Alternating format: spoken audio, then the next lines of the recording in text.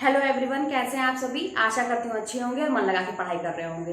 तो आज की इस वीडियो में हम बात करेंगे प्रैक्टिस सेट के ऊपर। मॉक टेस्ट जो आपने ऑनलाइन परचेस किया है या आप कहीं मार्केट से लेके आए हैं, उसको आप सॉल्व कर रहे हैं, तो उसमें आने वाली परेशानियां, मेरे पास इतने कमेंट आ रहे हैं कि मैंने सोचा कि उस पर एक वीडियो बना लें जो सबके लिए हेल्पफुल होगी।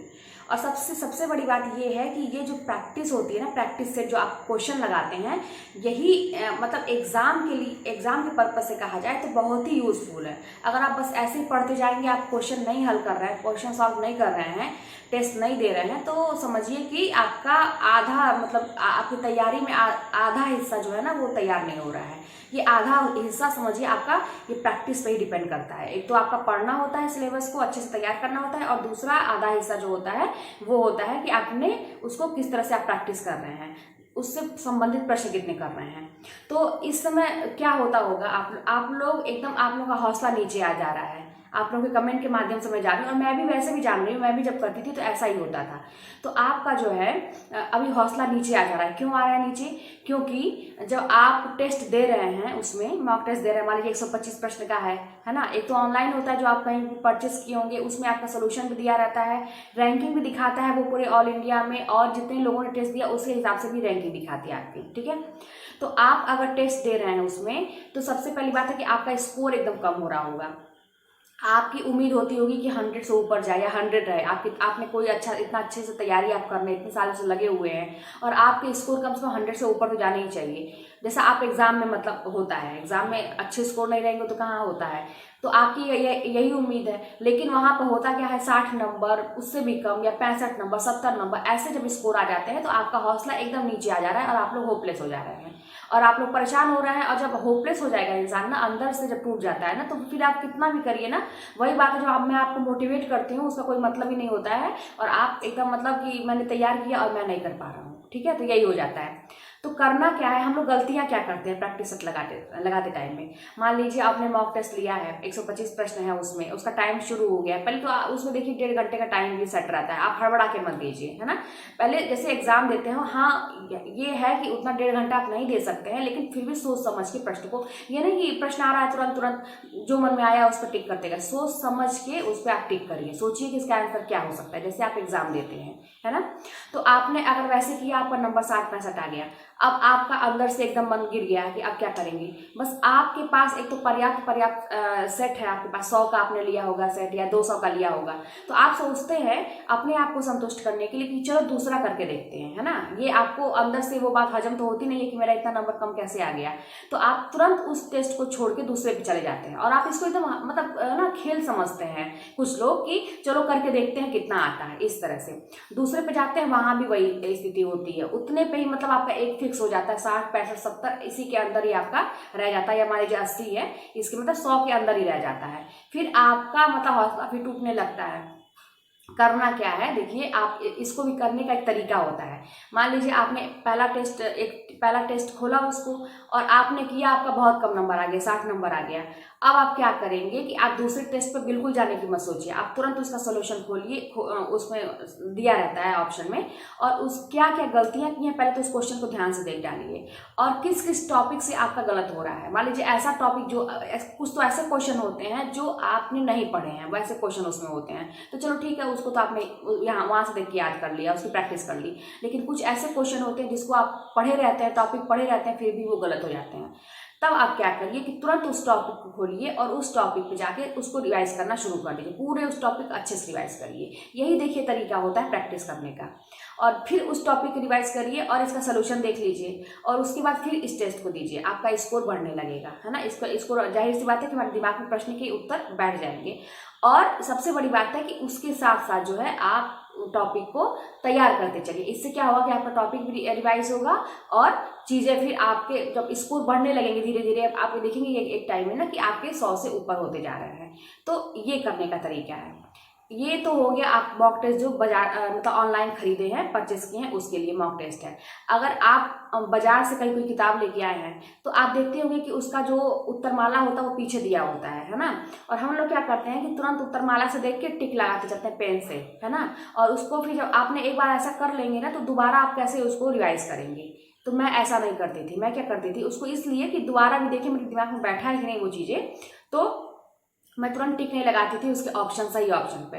मैं क्या करती थी कि मान लीजिए एक क्वेश्चन मैंने किया, हाँ एक क्वेश्चन मैंने किया, उसको पलट के मैंने देखा कि उसका आंसर सही है कि नहीं, तो तब मैं उस क्वेश्चन पर टिक लगाती थी कि हाँ वो क्वेश्चन सही है।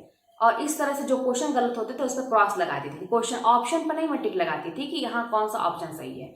इससे क्या होगा कि आप जब दोबारा देंगे ना तो क्या होगा कि आपको मतलब वो बात नहीं रह जाएगी जो एग्जाम देने के टाइम में होती है, जो प्रैक्टिस के टाइम पे होती है। तो इस तरह से फिर दोबारा भी हम दे सकते हैं और बस टिक लगाते चलिए। इससे ये भी होगा कि आपने कितनी बार उस टेस्ट को दिया। तो इससे आप बिल्कुल भी घबराइए ना। कुछ लोगों ने कहा कि एग्जाम में 125 में 25 प्रश्न सही रहेंगे तभी होगा चयन, नहीं तो नहीं होगा। बिल्कुल ऐसा नहीं है भाई। इतने सारे लाखों लोग फॉर्म भरते हैं, आप बिल्कुल इस पर ध्यान न दीजिए कौन क्या कह रहा है, कितनी सीट है, क्या है क्या नहीं है। लाखों लोग फॉर्म भरते हैं, क्या सबने सब तैयारी थोड़ी नहीं कर रहे होंगे। आप जैसे तैयारी, आप अपने ऊपर भरोसा रखिए कि आपकी तैयारी कितनी बेहतर है, कितनी मजबूत है ना। वो तो डिपेंड करता है फ्यूचर पे। बिल्कुल फ्यूचर की चिंता छोड़ दीजिए कि एग्जाम के बाद क्या होगा। फिलहाल अभी देखिए कि हमारे कौन सा टॉपिक हम तैयार कर रहे हैं, उससे प्रश्न कर रहे हैं, कितने सही हो रहे हैं, कितने गलत हो रहे हैं, जो गलत हो रहे हैं तो क्यों गलत हो रहे हैं, है ना। क्या ऐसी गलती हो जा रही है, क्या हम रिवीजन में कमी कर दे रहे हैं कि वो प्रश्न गलत हो जा रहा है। तो इस पे काम करना, ये धीरे धीरे आप काम करेंगे ना, देखिए पूरा सिलेबस आपके हाथ में आ जाएगा। बिल्कुल भी मत घबराइए कि आपका सिलेबस बहुत ज़्यादा है। कुछ लोग और क्या होता है ना कि क्वेश्चन गलत होने का ये भी एक रीज़न होता है कि अभी आपने पूरा सिलेबस कवर नहीं किया है, पूरा तो पढ़े नहीं आप। कुछ लोगों ने अभी शुरू किया है, कुछ लोग कर रहे हैं, कुछ लोग कई साल से कर रहे हैं तो उनकी तो बात मान लीजिए ठीक है तैयारी होगी, लेकिन कुछ लोग शुरू कर रहे हैं अभी। तो ऐसी स्थिति में ये होता है कि क्वेश्चन हमारे गलत होते हैं, दिमाग में चीजें बैठती नहीं है। तो आप अभी सिलेबस को पहले कवर करिए। क्वेश्चन अगर गलत होते हैं तो उस पर काम करिए कि क्यों गलत हो रहे हैं। आप जब सिलेबस को कम से कम 5 बार 6 बार पूरे सिलेबस को अच्छे से जब रिवाइज कर लेंगे तो आप देखेंगे कि आपका एक बेस बन गया। आपको चीजें समझ में आने लगेंगी कि ये हो क्या रहा है। पहली बात तो आप कोई किताब पढ़ रहे होंगे तो आपको यही नहीं समझ में आ रहा होगा कि ये है क्या ये सब उल्टा सीधा लिखा हुआ है, कुछ समझ में नहीं आ रहा है। ऐसा भाषाएं नहीं समझ में आती हैं, बहुत सारी दिक्कतें होती है। लेकिन आप बिना इसकी चिंता किए कि अब क्या होगा, अब हम क्या करें, सिलेबस मेरे हाथ में नहीं आ रहा है, टाइम कम है, तो बिल्कुल चिंता कीजिए। आप बस उसको इतना ध्यान दीजिएगा कि ये सोचने से अच्छा है ना कि इसको चलो रिवीजन कर लें। एक टॉपिक आप देखिए ऐसे क्विकली, ऐसे फटाफट काम करिए। बहुत ज़्यादा सीरियस मत होइए, इतना भी सीरियस मत हो जाइए कि मतलब चिंता में ही डूब जाइए, कुछ करिए ही नहीं। बस तुरंत फटाक से उस एक टॉपिक को दोहरा लीजिए। एक कवि की जितनी रचनाएं हैं उसको याद, अगर आप मन से याद करेंगे 5 मिनट 10 मिनट, इससे ज़्यादा नहीं लगेगा। और आप देखेंगे ना, आपको इतना कॉन्फिडेंस अंदर से फील होगा ना कि अरे वाह मुझे तो याद हो गया। फिर दूसरा इसी तरह से करके, ऐसे करते करते आप देखेंगे ना कि आपका सिलेबस आपके हाथ में आ जाएगा। और सारी चीज़ों को साथ में लेके चलिए। आधुनिक काल पर ज़्यादा फोकस करिए, उसको रोज रिवाइज करिए, कुछ टॉपिक को मतलब रोज रिवाइज करिए उन सब चीज़ों को। बाकी चीज़ों को मैंने एक बताया था आपको, एक रणनीति मैंने बताई थी कि कैसे कैसे आप चीज़ों को लेके चलेंगे। अपने हिसाब से आप कर सकते हैं, लेकिन कोई भी टॉपिक को ये मत सोचिए कि अंत में क्या पढ़ेंगे, जो संस्कृत वगैरह है उसको आप अंत में देख सकते हैं, उतना टेंशन नहीं है, आप अंत में कर सकते हैं। क्योंकि भाई मुझे तो संस्कृत थोड़ा नहीं याद होता था, रूप वगैरह भूल जाते हैं। तो मैंने सोचा था कि जब एग्जाम आ जाएगा, 10 दिन रह जाएगा, तब मैं उसको याद करना शुरू करूँगी, ताकि मेरे दिमाग में कुछ ऐसा रहेगा।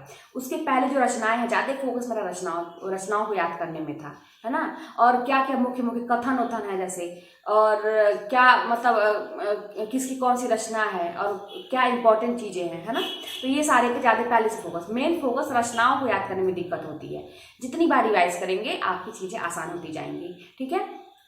और कुछ लोग जैसे हैं कि बहुत सारे मतलब इस चीज़ को लेके दुविधा है कि कोर्स तो ले लिए हैं ऑनलाइन, किसी का भी परचेस कर लिए हैं, लेकिन उसमें बहुत ज़्यादा आगे निकल गया है, तो अब उसको कैसे कवर करेंगे। आप देखिए यही कह रहे हैं कि चिंता छोड़िए। आप ये मत सोचिए कि अब क्या करेंगे। जब तक आप ये सोचेंगे ना, बस आप ये डिसाइड कर लीजिए कि इतने वीडियो मुझे एक दिन में देखने, ज़्यादा से ज़्यादा वीडियो देखने का प्रयास करिए। ज़्यादा से ज़्यादा मतलब मान लीजिए आपके वीडियो आ चुके हैं आपके कोर्स में, तो ज़्यादा से ज़्यादा कवर करने की कोशिश करिए कि आप लिखते चलिए, उसको साथ में लिखते चलिए कि आप एक बार रिवाइज कर सके उसको, है ना। साथ में लिखते जरूर चले, नहीं तो वीडियो का देखना का मतलब कोई मतलब नहीं होता है। जब हम तो वीडियो देखते थे और दूसरे दिन हमको फिर मतलब चीज़ें कुछ याद रहती थी, कुछ भूल जाती थी, उसके बाद फिर हम 1-1.5 घंटा वीडियो देखेंगे तब तो काम चलेगा।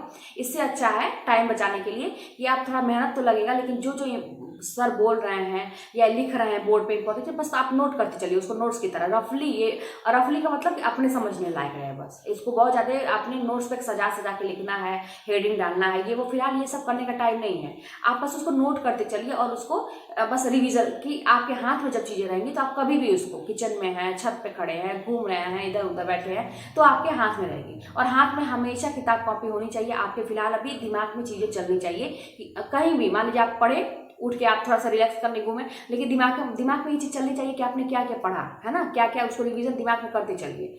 तो बस अभी फिलहाल आपको सारे काम पे सारी चिंता छोड़ के कौन क्या कह रहा है कैसे, इस पे लगने की जरूरत है। तो मेन प्रैक्टिस सेट का था आज कि उस पे आप जो टॉपिक आपका छूटता है उस पे काम करिए, और एक फिक्स ना हो जाए कि आप हमेशा 60 नंबर पा रहे हैं 70 नंबर पा, आपके स्कोर बढ़ने चाहिए आगे। और नहीं बढ़ रहे हैं तो क्यों नहीं बढ़ रहे हैं उस पर आप काम करिए, उस टॉपिक को रिवाइज करिए, जरूर आपका हो जाएगा अच्छा। ठीक है, तो आज के इस टॉपिक में, आज के इस वीडियो में इतना ही, और मिलते हैं नेक्स्ट वीडियो में। और फिर आके कुछ प्रश्न होंगे तो उस पर हम लोग बात करते हैं।